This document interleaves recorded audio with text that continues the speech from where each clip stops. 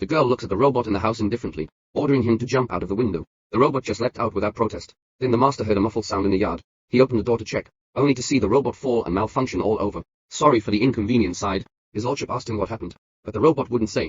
The master guessed that his daughter was playing a prank, so he called his two daughters to him. He taught them that even robots must be respected, but the daughter still doesn't care. How do metals and procedures feel? The robot came to the family only recently. Dad bought him to be a housekeeper. They named him Andrew.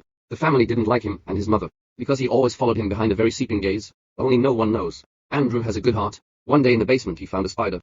Didn't sweep him off mercilessly. Andrew deliberately came outside the house, gently put the spider on the floor. Andrew's movements are still clumsy. When Miss Two showed him his glass-made toy, he accidentally lost his grip. The glassmare fell to the ground in many pieces. The second lady got angry and told Andrew to go away. He would have been the most gentle person in the family to him. Andrew was staring silently at the dead wood on the ground. This night he broke the rules and looked for a book on wood carving, reading and reading. The next day, the second lady went back to her room and saw a batch of delicate little wooden horses. She instantly guessed that Andrew had made them.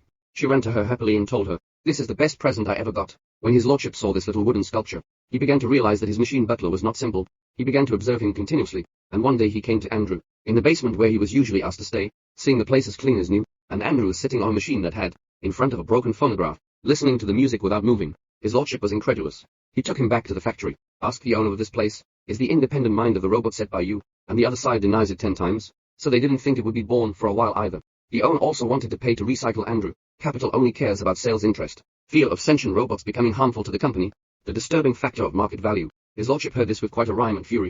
He made a remark that personality is priceless, rejected the capitalist in front of him. After returning home he began to take Andrew seriously, teaching him human common sense, reading and writing. What Andrew was most interested in was the way the man and woman were talking and laughing. The emotional ups and downs of human nature. For him the steel machine, there was an intriguing attraction. Missy often accompanied Andrew to the beach to collect wood. They took the lifeless rotten wood together, and carved it into a work of art with eternal life. He will also teach him to play the piano, and he played 4 hands in a row. 15 years have passed in the blink of an eye. The second Miss is standing tall. Missy is also quite rebellious. The master and the lady are getting old, and one day the grown-up Miss Two suddenly came to see Andrew. He said he was getting married. Just confusion in his mind, because he had a very good friend, sultry and cute. Respect him and approve him. Whenever I'm with his friend, 002-21499, he felt his boyfriend was no fun. Andrew said, "Then you dumped your boyfriend. Marry the friend." The second lady suddenly smiled. He was trying to say something, and in the end he didn't say anything. Andrew's not yet able to understand the words in human speech. He didn't know that the man Miss Two was talking about was himself. A sentence not human. A steel machine not worthy of affection. The second lady is married to her boyfriend.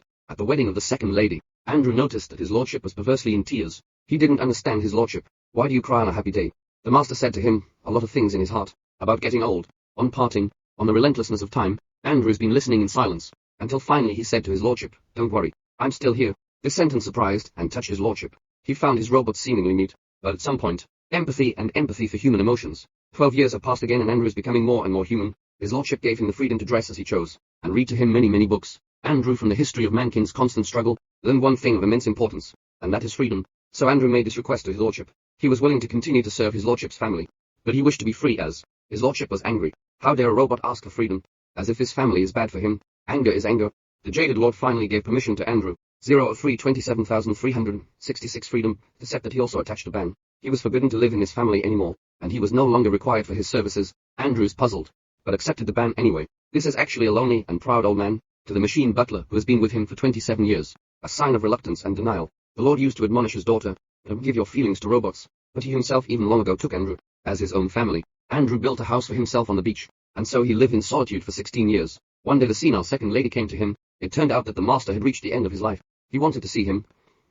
Many years to see the Lord again. He looks weak and tired, even in this state. His lordship didn't forget to thank Andrew, and reminded him that he was right to pursue freedom. After the Lord's death, Andrew began to think about where life comes from and where it goes back to, in search of answers. He wanted to find robots just like himself, so he set out on a quest to find his own kind. This search took 10 years. Some of them are scattered in the ruins, some resting in the snow and ice. The vast majority do not have the same independent mind as his, until the end. Following the trail of a female robot, Andrew found a fallen scientist's laboratory. This man is an avid mechanics enthusiast. He specializes in combining simulated silicone tissue and mechanics, enabling robots to have human-like skin and expressions. Andrew saw it all. Without hesitation, he asked the scientist to create his skin. The female robot removed a pile of fleshy silicone. Let the scientist pinch the face of the male robot next to him. In his magical handiwork, a human face takes shape. To put this face on Andrew's head, the scientist had to uncover Andrew's mechanical skin first. When Andrew saw himself in the mirror, so robots can be scared of themselves. The scientists first sprayed Andrew's hands with gelatinous flesh, and then implanted weed roots into the head. attached the mechanical guts to the flesh of the abdominal epidermis, and thus was born Andrew with a head and a face. Andrew finally had the appearance of a human being. He returned to Miss Two's house. He found the second lady he hadn't seen for years, but his appearance startled him. He actually didn't recognize him at all. Between the two men's verbal tug-of-war, an old woman came in. So he's the second lady. The young girl is his granddaughter. Andrew down the slope has been gone for 20 years, looking similar in appearance. But two people who came to different stages of life. He fell into chaos and doubt for the first time. It turns out that the passing of the years had an impact on such a cruel distinction between him and human beings. Miss Two patiently reassured him, catching up with him about everything. It seems to be the same as when he was a child, but Andrew couldn't have imagined. The next time we meet, Miss Two has come to the end of her life. He's still holding a small wooden horse in the forest. That was Andrew's first gift to him. The second lady passed away peacefully. Andrew stayed silent. When he saw the tears flowing down the slope, he said, "It's cruel that you can cry, and I cannot. Here is a terrible pain I cannot express.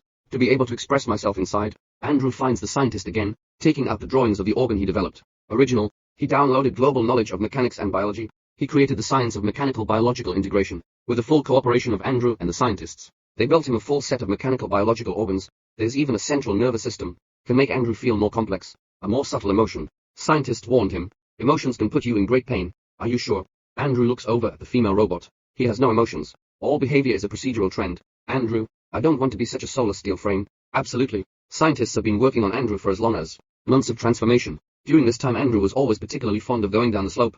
His courteousness, his sense of formality at all times, his constant ability to make POE laugh. At a party, two people dancing, like a couple of patients. For a moment there, PA almost forgot that Andrew was a robot. He developed an unconscious attention and dependence on him, but then he comes to his senses, and restrains his emotions with reason. And so Andrew was in this hot and cold attitude.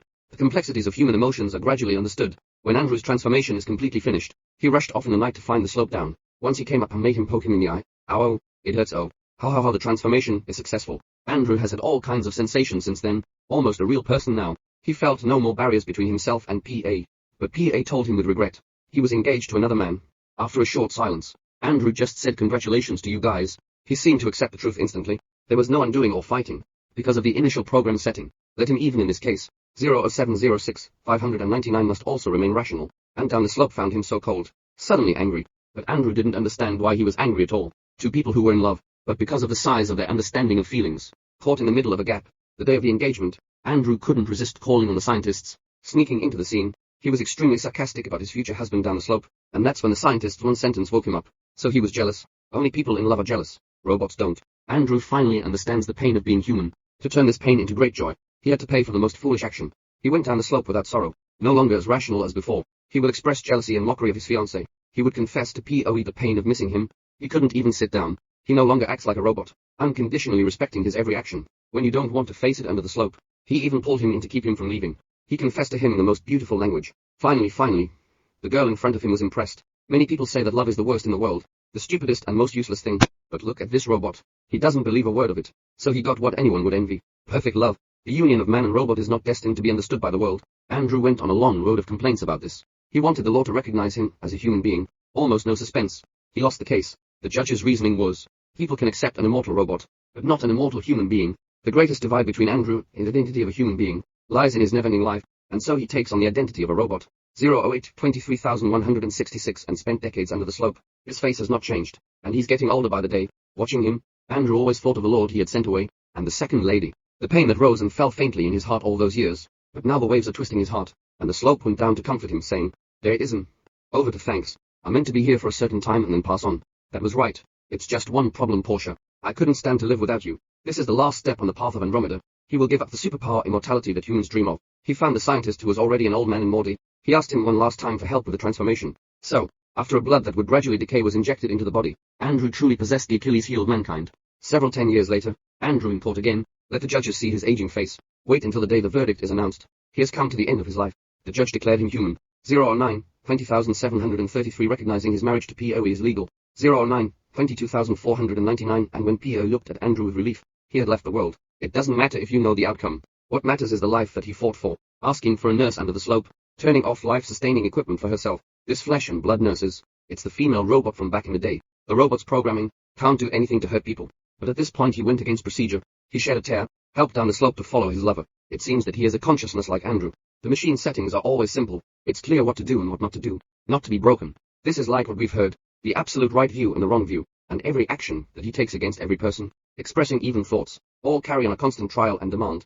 But people are complex. People often have to find right by making mistakes. Man often has to go through pain to find joy. Man is also often reminded of old age, sickness and death, before they realize the beauty and meaning of life. Machine Butler is a story of a robot turned human. But there was this one comment that really impressed me to watch this film, not to show how robots can become human, but to show people why they are human. Andromeda chooses to become human, not to be difficult as a human, but to be happy like a human being.